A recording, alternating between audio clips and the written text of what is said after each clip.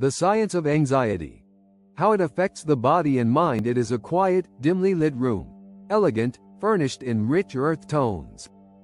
The scent of fresh lavender drifts through, carried by a subtle breeze from an open window. Outside, tall oaks rustle gently, whispering secrets only nature could understand.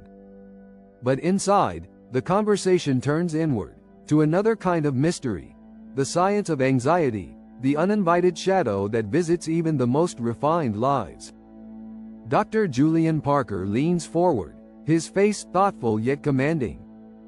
As a physician and healer, his presence is formidable but inviting, the kind that makes people lean in, eager to catch every word. Let us be honest with ourselves, he begins, his voice steady, every syllable enunciated with care. Anxiety is not just a fleeting feeling. It's a physiological state, a very real, tangible experience, affecting both body and mind. He pauses, letting the weight of his words settle. The science of anxiety. What lies beneath in his expert view? Anxiety isn't something that can simply be willed away or ignored. It is the body's alarm system, a cascade of responses rooted in our very biology. The mind doesn't forget, Dr. Parker continues, adjusting his cufflinks, his tone now resonating with a deeper intensity. Anxiety leaves an imprint, a physiological memory. It's the way the brain keeps us prepared for danger, a relic of our ancestors' survival. Anxiety activates the amygdala, he explains, a small, almond-shaped region in the brain responsible for processing fear and emotion. In times of stress, this part of the brain lights up, sending distress signals to the hypothalamus. The result? A surge of adrenaline, increased heart rate, rapid breathing. It's our body in survival mode, primed to respond. But for the modern mind, with constant demands and pressures, this response can become chronic, a low hum of unease. Imagine, he says, a financial investment you never intended to make, one that continues to drain your account month after month without yielding any returns. Anxiety, untreated, is much the same, a silent thief.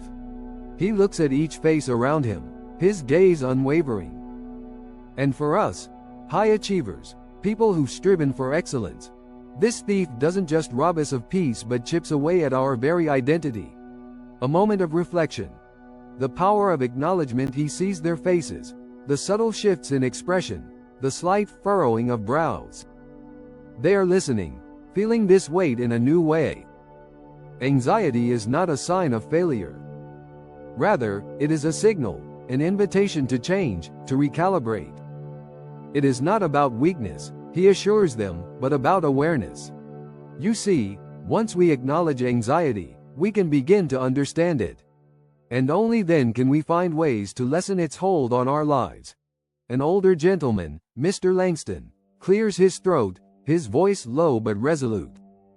So, Dr. Parker, if I understand you correctly, you're saying anxiety isn't the problem itself, but rather a symptom of something deeper? Exactly, Mr. Langston. Dr. Parker nods, a slight smile tugging at the corner of his mouth. Think of anxiety as the smoke, not the fire. The fire, my friends, is often hidden within us, fueled by the way we live, what we consume, how we handle stress.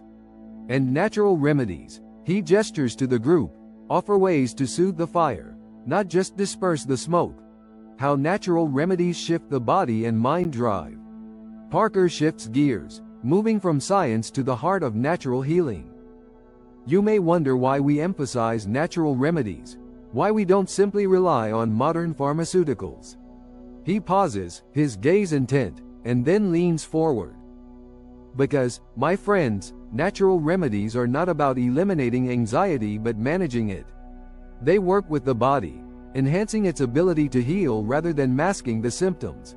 He goes on to explain how certain remedies, herbs, nutrients, and lifestyle choices interact with the body's physiology, helping to restore balance.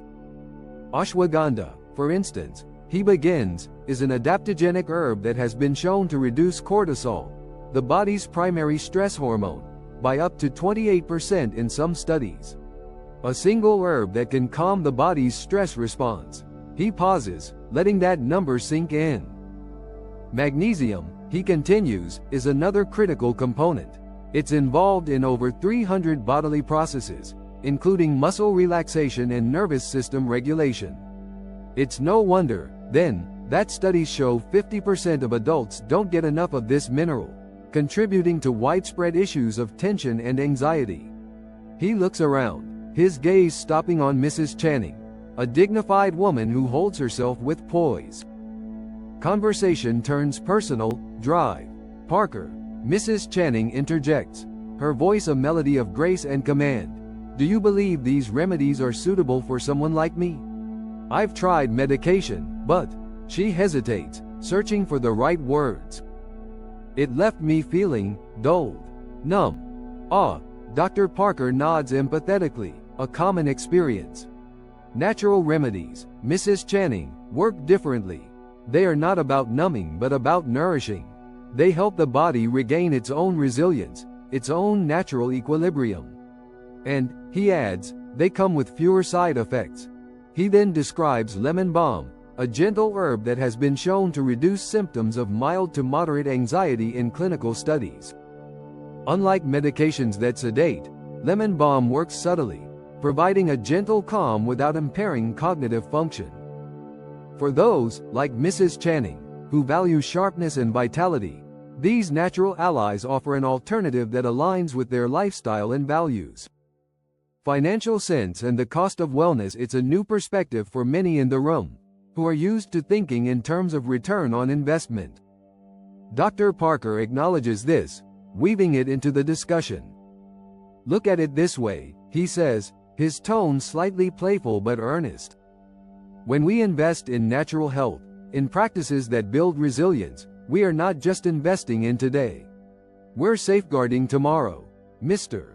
Langston nods, an understanding dawning on him. So, it's like diversifying one's portfolio. Instead of relying on one method alone, you combine diet, herbs, and lifestyle adjustments for a more balanced outcome. Precisely, Dr. Parker smiles. Each remedy, each practice, is like a different asset class. Together, they create a sustainable approach to wellness, one that can withstand the inevitable ups and downs of life. Embracing a holistic future. As he concludes, the room is silent, the weight of understanding heavy but hopeful. Anxiety, they realize, isn't an enemy but a teacher. It invites reflection, patience, balance. And while natural remedies may not provide an immediate fix, they offer something richer, a pathway to resilience, a foundation for peace that money cannot buy. Dr. Parker finishes with a final thought, his voice softer but no less impactful. True health, my friends, isn't about eliminating every obstacle. It's about learning to stand strong, to find calm in the midst of chaos, to live in harmony with oneself and one's environment. In the pause that follows, there's a sense of quiet resolve, an acceptance that anxiety is part of the journey, not a failing. And as the group disperses, their expressions are a testament to this newfound clarity. A readiness to engage with anxiety not as a weakness but as a compass guiding them toward balance. Why choose natural remedies?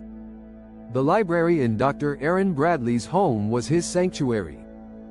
Floor-to-ceiling bookshelves, a dark mahogany desk polished to a shine, and a grand window that overlooked the lush, manicured lawn outside. But tonight, the library wasn't just his refuge. It was a gathering place. For the select few seated around him, it was a safe haven to discuss what many would prefer to keep hidden, the relentless grip of anxiety. Dr. Bradley looked around, his eyes catching the familiar glances, some guarded, some openly weary. For these were not ordinary people. They were individuals of influence and affluence, black men and women who had risen to the heights of society, each carrying with them the heavy mantle of their status, and, as he knew all too well, the burdens that came with it. Clearing his throat, he began, "Let's talk about the choice of natural remedies. Why choose natural remedies?" To be transparent, he continued, his gaze unwavering, This isn't about avoiding modern medicine. It's about seeking balance. Pharmaceuticals are not inherently wrong, but they are often incomplete. He paused, letting the words linger, as if giving his audience permission to absorb them fully.